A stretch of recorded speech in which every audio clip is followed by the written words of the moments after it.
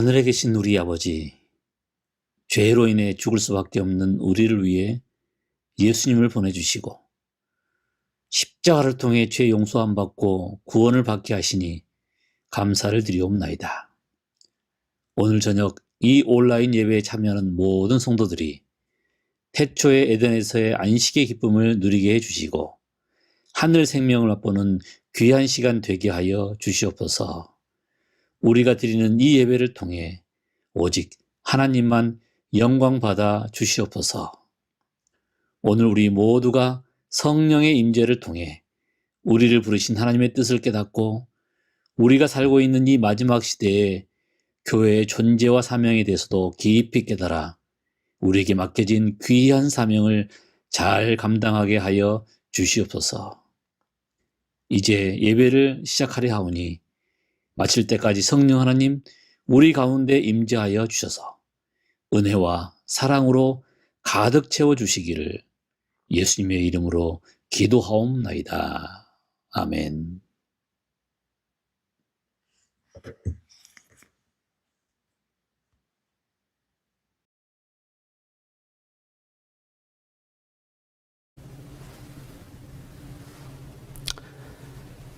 성도 여러분, 안녕하십니까? 오래전에 제가 처음으로 섬겼던 제 첫사랑 교회를 주말 봉회로 방문한 적이 있었습니다. 교회를 떠난 지 10년도 훨씬 지났는데 교회가 어떻게 변했을까 몹시 궁금했습니다. 제가 목회했던 교회는 구성원들이 무척 젊은 교회였습니다. 그런데도 젊은 장로님, 집사님들이 얼마나 열정이 넘치고 헌신적이었는지 지금도 기억하면 존경이 갑니다. 농사일로 또 사업으로 다들 바쁘셨지만 한 달에 한 번은 자기 본업을 쉬고 마을마다 전도지를 전하러 다녔습니다. 어려운 사람들의 사정을 듣고 도와주기 위해 다 쓰러져가는 초가집들을 리모델링한 일도 있었습니다. 해마다 학생과 청소년 사업을 위해서 많은 재정을 투자했습니다. 그리고 군대에 갔다 돌아온 청년들이 지역사회에 정착하는 일도 도와주었습니다. 그래서 비록 10월이었지만 교회가 빠르게 성장했습니다. 이것이 제 첫 목회지에서 있었던 일입니다. 그런데 제가 한 일은 아무것도 없었습니다. 이제 막 나온 인턴이 무엇을 알아서 그런 일들을 다 했겠습니까? 이 모든 일은 장로님과 모든 집사님들이 직접 계획하고 실천하신 일들이었습니다. 저는 단지 그분들의 의견을 잘 받아서 협력했을 뿐입니다. 얼마나 감동적인 경험이었는지 25년이 지났는데 지금도 어제 일같이 생생합니다. 아직도 그 교회는 교인들을 중심으로 활동적으로 선교하고 있다는 소식을 자주 듣습니다.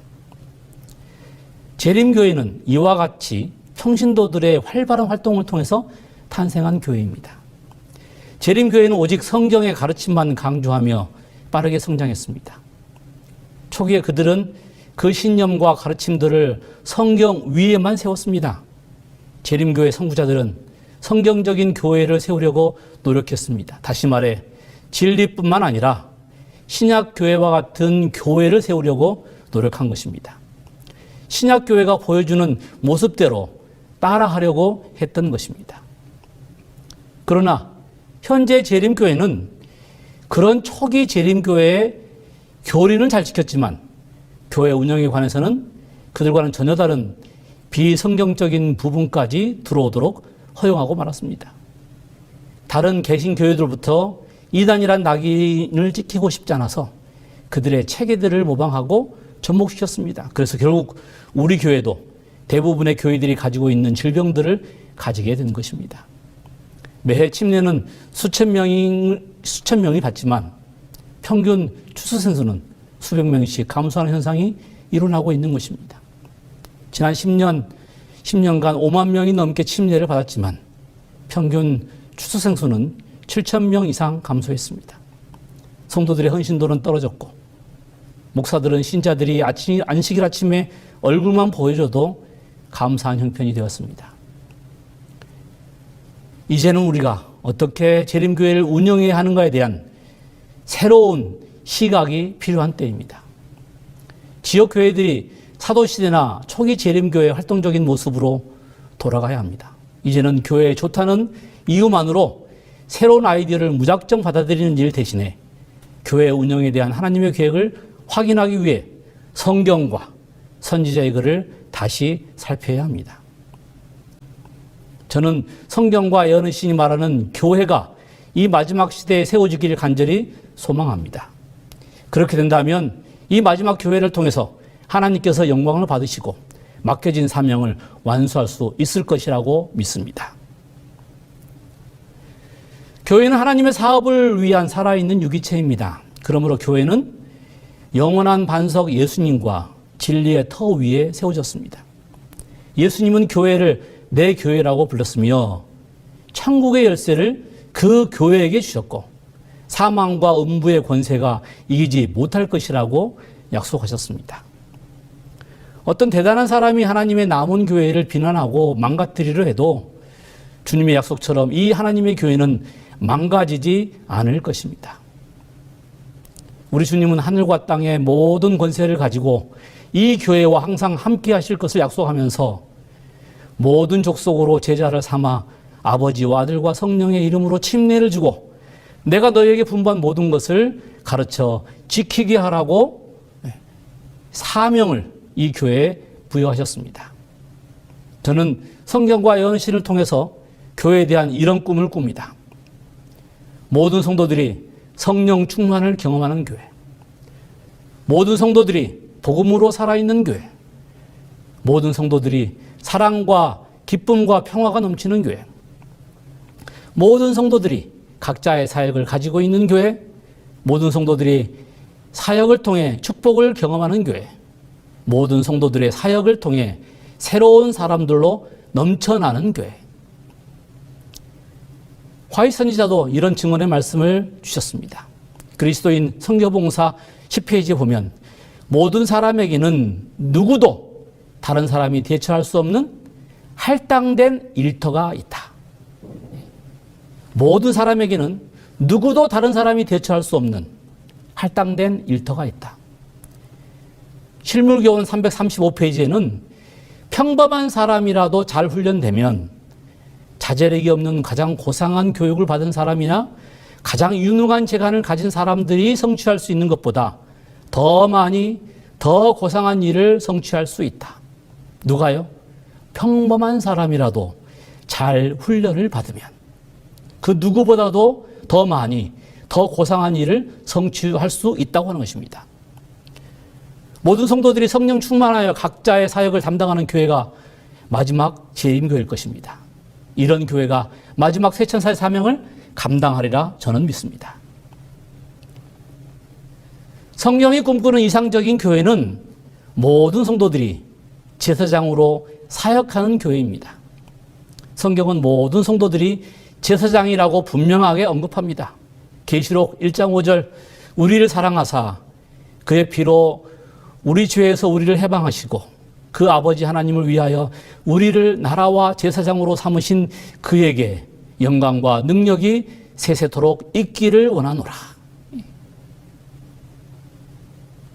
베드로전서 2장 9절에 오직 너희는 택하신 족속이요 왕같은 제사장들이요 거룩한 나라요 그의 소유된 백성이니 이는 너희를 어두운 데서 불러내어 그의 기이한 빛에 들어가게 하신 자의 아름다운 덕을 선전하게 하려 하심이다.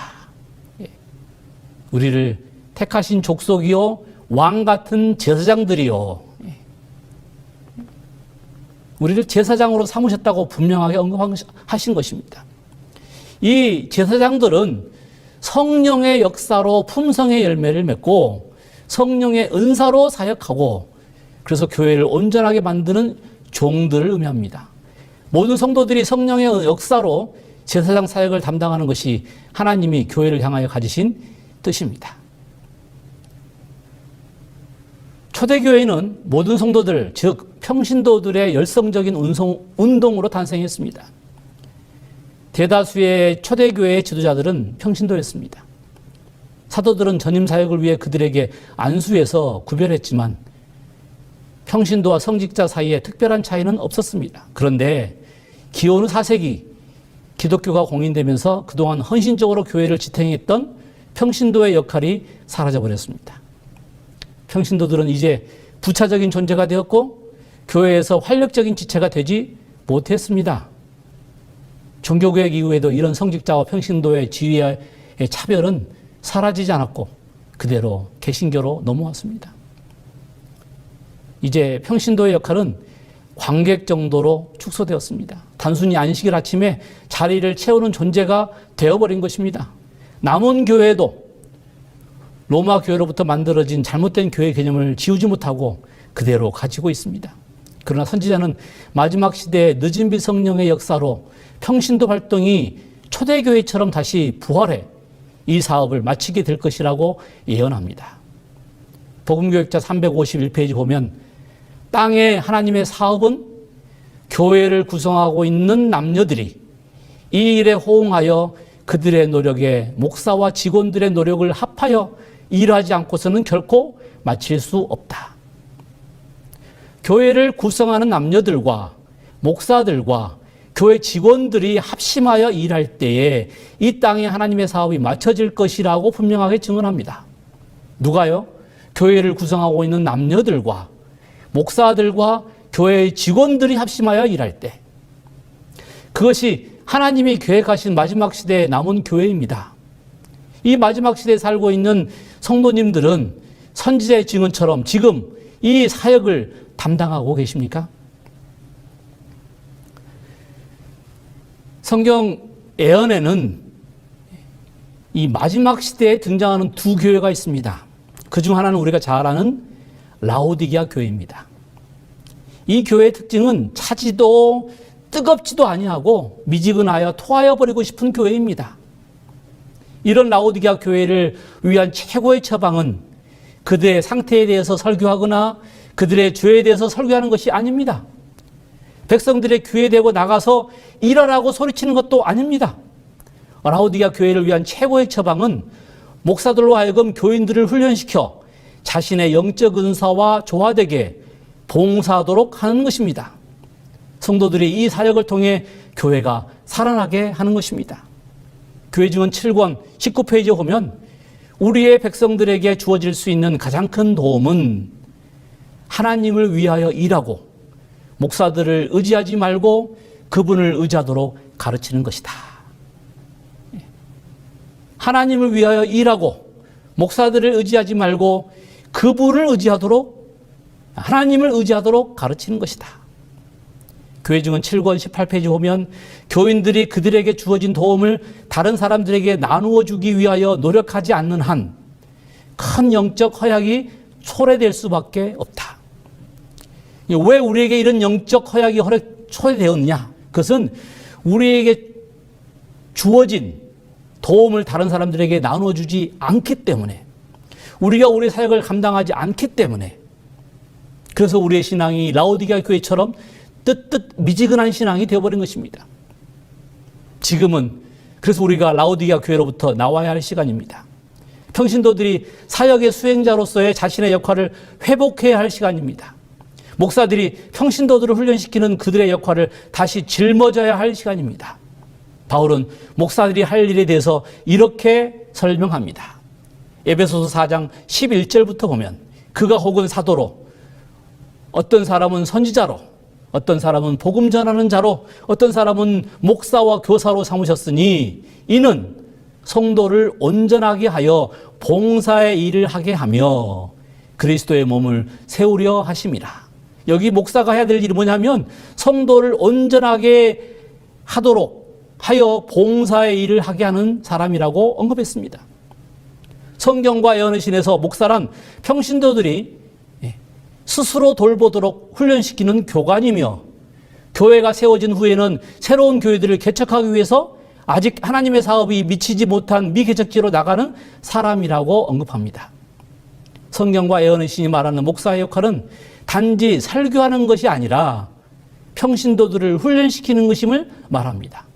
평신도들이 자기의 사역을 감당하는 것이 라오디게아 교회가 뜨겁게 살아나는 비결입니다. 성경 예언에 등장하는 이 마지막 시대의 두 번째 교회는 바벨론 교회입니다. 예언은 남은 백성들이 큰 음성으로 외쳐야 하는 기별이 있는데 그것은 바벨론에서 나오라는 것입니다. 언제부터 교회에서 목사들이 설교하고 그것으로 예배드리고 평신도들의 사역은 사라졌습니까? 그것은 기원 후 4세기 콘스탄틴 황제가 기독교에 입교하여 당시 교회를 로마 제국식 시스템으로 바꾼 후부터 이렇게 변질되었습니다. 사도시대 이후 약 300년간 끊임없이 교회를 유지하고 성장시켰던 관계 중심의 소그룹 공동체를 해체해버리고 교회를 기관화시킨 이후부터 이렇게 되어버린 것입니다. 모든 신자들이 제사장이라는 보편적인 개념을 부인하고 특별한 성직 계급을 만들어 성도들을 지배한 이후부터 이렇게 된 것입니다. 이것을 통해서 평신도들은 사역에 참여하거나 심지어 성경을 읽는 동기부여도 없는 관객이 되어버렸습니다. 그때부터 교회의 일은 모두 다 성직자의 몫이 되었습니다. 오늘날에도 이 영향으로 많은 신자들이 목사님이 나를 제대로 먹여주지 않고 있다고 불평만 합니다. 이와 관련해서 많은 교회 성경학자들은 기독교를 위협하는 고질병 중에 하나가 80-20 신드롬이라고 합니다. 80-20 신드롬이란 80%의 교인들이 20%의 전문적인 유급 성직자들로부터 봉사받으려는 현상을 말합니다. 바로 변질되어 버린 교회의 모습입니다. 예언의 마지막 시대에 등장하는 바벨론 교회는 교리적인 문제뿐만 아니라 잘못된 교회 구조와도 관련이 있습니다. 세상의 복음을 제대로 전달할 수 없는 잘못된 구조는 잘못된 교리를 파급시키는 것만큼이나 하나님의 사업을 방해하는 것입니다. 그래서 우리는 바벨론에서 나오라고 크게 외쳐야 합니다. 이것은 단순히 교리적인 이단으로부터만 나오라는 말이 아닙니다. 이것은 관계 중심의 소그룹 공동체와 단절되어 로마 교회가 만들어낸 기관적인 구조로 변해버리는 그 교회로부터 나오라는 것입니다. 윌리엄 베컴이 자신의 책 제2차 종교개혁에서 셀 교회 운동 현상을 제2차 종교개혁이라고 불렀습니다. 그런데 러셀 브리는 이것을 빗대어서 재림교회에서 일어나는 관계 중심의 소그룹 운동은 제3차 종교개혁이라고 부를 수 있다고 했습니다. 1차 종교개혁은 1517년에, 2차는 1844년에 일어났고 제3차 종교개혁은 오늘 우리 교회에서 이 관계 중심의 소그룹을 통해서 일어나야 한다는 것입니다. 그러므로 잘못된 교회 구조에서, 잘못된 교회 구조의 바벨론에서 속히 나와야 합니다. 재림교회의 가장 가치 있는 유산은 엘렌 G 화이트 선지자는 이렇게 말합니다. 관계 중심의 소그룹이다. 선지자는 이 모임을 경건한 예배와 설교 시간보다도 더욱 소중하다고 강조했습니다. 엘렌 G 화이트 선지자가 이 영적 친교 모임이라고 불렀던 관계 중심의 소그룹 모임에 대해서 얼마나 열성적이었는지 살피는 일은 매우 흥미로운 일입니다. 그녀는 세계 여러 장소들, 예컨대 대총회나 병원 등에서 이런 모임이 열리고 있다고 이야기했습니다. 그녀는 모든 신자들이 이 모임에 참석해야 한다고 강조했습니다. 설교가 있는 예배마저도 이 영적 친교 모임이 뒷받침되지 않는 한 완전할 수 없다고 했습니다. 아직 책으로 발간되지 않은 이 선지자의 기록들, 매뉴스크립트 릴리즈 2권에 보면 만일 인간이 가진 지혜의 말을 더 적게 말하고 그리스도의 말씀을 더 많이 말한다면, 만일 설교를 더 적게 하고 영적 친교 모임을 더 많이 갖는다면 우리는 교회와 장막 집회에서 완전히 다른 분위기를 발견하게 될 것이다. 더 많은 기도회 시간들이 성령의 부어주심을 위해 열려야 한다. 어드벤트 리뷰 앤 세버스 헤럴드 1895년 9월 12일의 기록에 보면 모든 사람이 영적 친교 모임의 가치를 생각하도록 하라. 여러분, 같은 책 1882년 10월 10일 그리스도인의 일이라고 하는 이 챕터에 보면 기도회와 영적 친교 모임은 개최되는 것 중에 가장 흥미있는 모임이 되어야 한다. 이런 모임이 흥미있고 매력적인 것이 되도록 하기 위해서 하나님께 지혜를 구해야 하며 계획을 세워야 한다. 사람들은 생명의 양식에 줄여 있다. 시대의 징조 1882년 3월 16일 진리의 순종을 통한 성화의 이 장에 보면 설교는 짧아야 하고 요점이 명확해야 하며 설교에 이어 영적 친교 모임이 있어야 한다. 때때로 영적 친교 모임은 어떤 것보다도 가장 좋은 영향을 미친다. 선지자는 영적 친교 모임이 살아있는 관계 중심의 소그룹이야말로 마지막 시대에 매우 중요하다고 강조합니다. 우리의 예배가 우리를 구원하시는 하나님을 체험하는 진정 살아있는 모임이 될 수 있도록 선지자가 알려준 대로 영적 친교 모임으로 우리의 신앙이 살아있도록 활성화해야 하지 않겠습니까? 우리 조상들이 재림교회를 세웠던 평신도 사역이 살아있는 신앙으로 돌아가야 하지 않겠습니까? 이런 부흥만이 이 마지막 사업을 감당할 수 있을 것입니다. 에드워드 데밍이라는 사람이 종합적 품질 관리라는 개념을 세웠습니다. 그러나 미국의 회사들은 데밍의 이 개념을 거절했습니다. 결국 데밍은 그 개념을 일본에 가지고 갔습니다. 일본인들은 이 개념을 잘 받아들였고 한 걸음 더 나아가서 품질 관리 서클이라고 부르는 관계 중심의 소규모 관리 그룹을 통해 생산 제품의 가치를 높였습니다. 이 소그룹들은 전에 만들어진 제품을 더 많은, 더 좋은 제품으로 만들기 위해 서로의 아이디어를 나누는 일을 통해서 제품의 가치를 높였던 것입니다. 결국 이 개념은 불량품 제로의 기록을 세웠고 일본이 미국과 서양을 망라하는 주요 세계 시장들을 석권하게 만들었습니다. 간단한 짓이에요.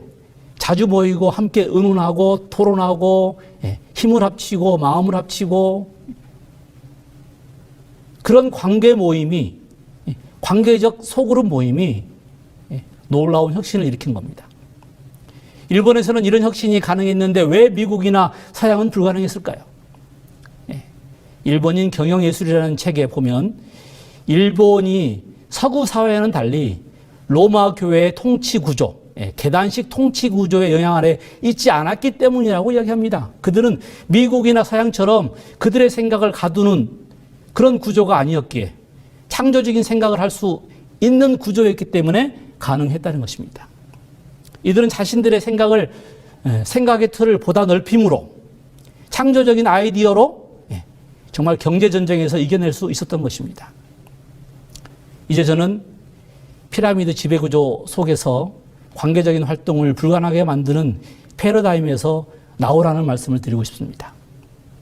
로마가 전 유럽 사회를 감금시킨 잘못된 교회론 패러다임에서 나오라는 말씀을 드리는 것입니다.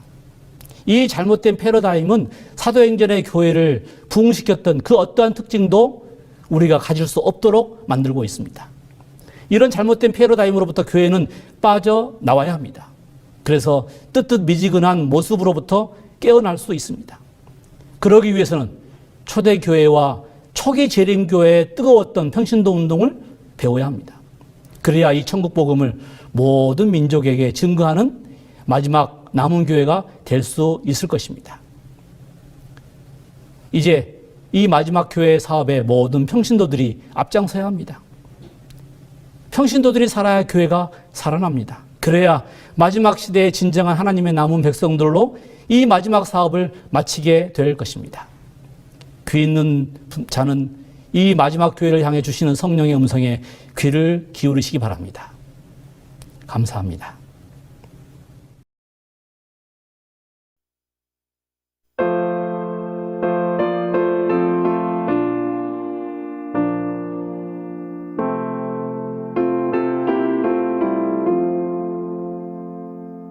죄짐 맡은 우리 구주 어찌 좋은 친구인지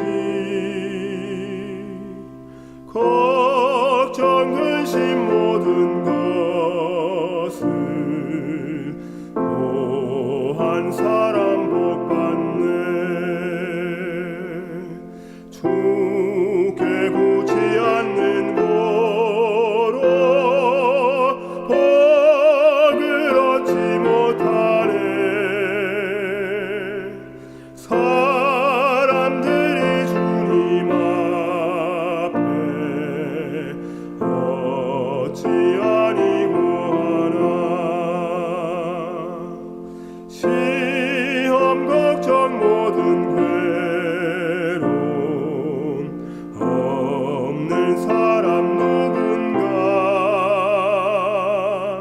부질없이 낙심 말고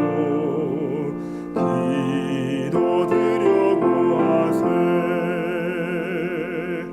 이런 진실하신 친구 찾아볼 수 있을까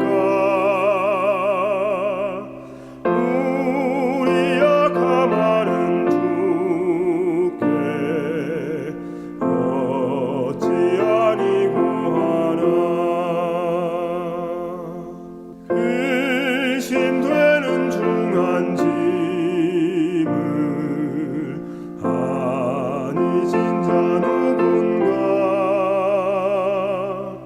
피난처는 구주 예수 기도드려고 하세 세상 친구 멸시하고 너를 조롱하여도 예수 품에 편히 안겨 위로하심 받겠네